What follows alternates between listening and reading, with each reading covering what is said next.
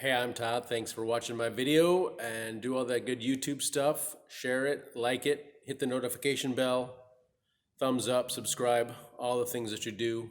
Thanks for taking the time to watch my video and saving some money perhaps. I also invite you to check out the links in the description for some long-term savings with the stock market and checking out the links for either E-Trade or M1 where you can save and trade fractional stocks, or Webull, which is usually giving away a couple free stocks for just depositing $100. So I strongly invite you to invest in your future and check them out. Thanks, and let's get to the video. 2007 Jeep Compass rear brake pad replacement, rear brake rotor replacement. Got the tire off. You want to break the lug nut loose at turn or two before you jack it up. Then jack it up. Oh, looks like there's a good spot on the rear differential. If you have all-wheel drive, you can jack up there. Or there may be a bracket possibly. I'm not sure if you can get both sides otherwise. There's a pinch weld here you can jack up on. And probably here as well on both sides. It's pretty much the same. So after the lug nuts are loose, you can jack it up. And then you can take the tire off the rest of the way. All nuts and bolts are left to loosen, right to tighten. We got our brake rotor and brake caliper right here. So we'll take off 2 bolts, and then we can take the caliper off and take the rotor off. Pretty easy. I've already done it, but I like to get in here with a screwdriver. It's different for vehicles. Get in here and then squeeze.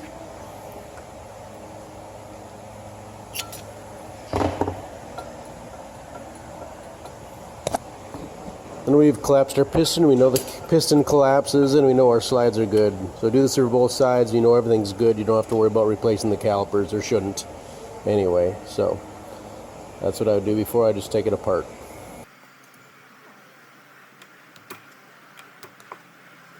Brake hose is pretty close to this upper bolt. I actually had to use the open end for my wrench. So we'll take these bolts out.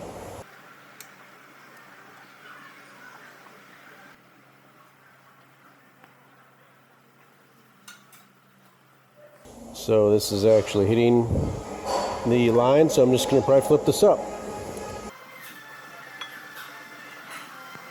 So I'm probably just going to flip this up, and I'm going to loosen up this bracket here, and then I'm going to move all the hose and everything backwards so I can just slide this out. Since it's hitting the line for me, I'm not going to take it off, because I don't need to.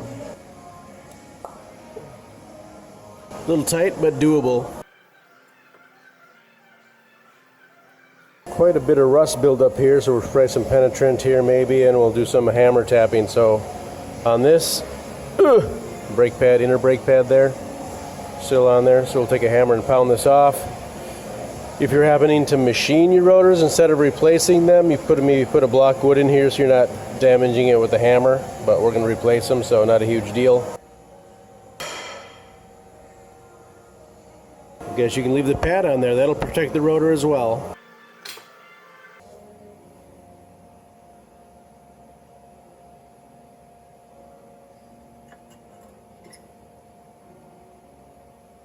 Squealer wear out indicator there, darn close.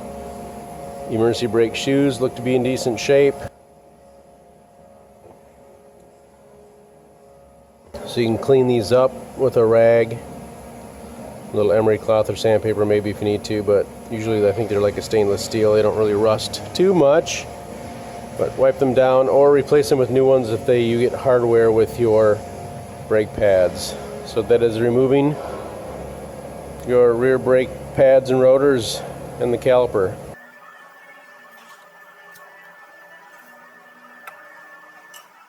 Finish collapsing the piston with a channel ox or large C-clamp. You can put a old brake pad in there and squeeze down for the C-clamp. That does have holes that the outer brake pad's going to drop into. Just a friction fit.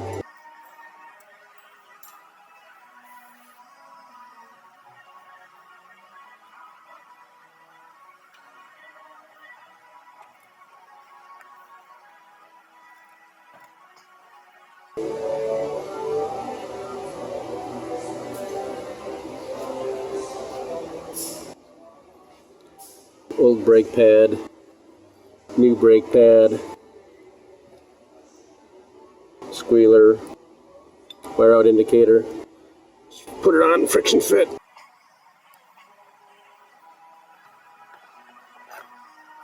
New rotor. So Rebestis one does not need washing, however, many will come with an oily film on them, so we're going to wash the whole rotor, warm soap and water, towel dry it. Should be good to go. Get that oily film off there. Then we'll take the plug, inspection plug for the e-brakes. We'll take the plug out and install it in this one. It's a little plug you push in and out with the screwdriver. Really.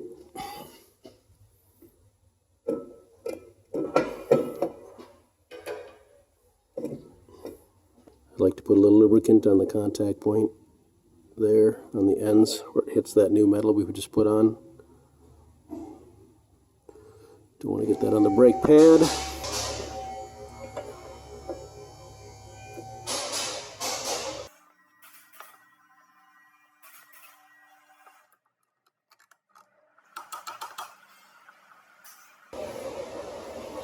New lubricant on the pin.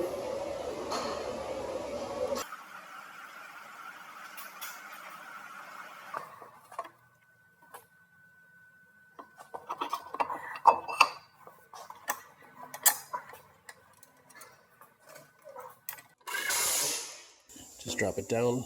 Got the other lower pin. Put some lubricant on there too.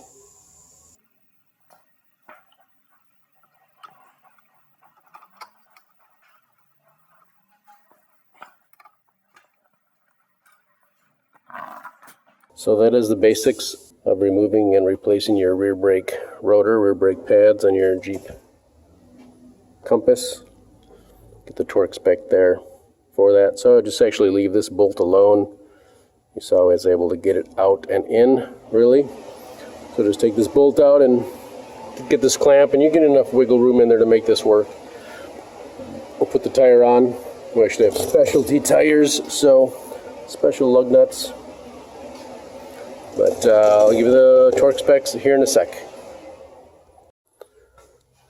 32 foot-pounds for those bolts for the caliper, 100 foot-pounds for the lug nuts.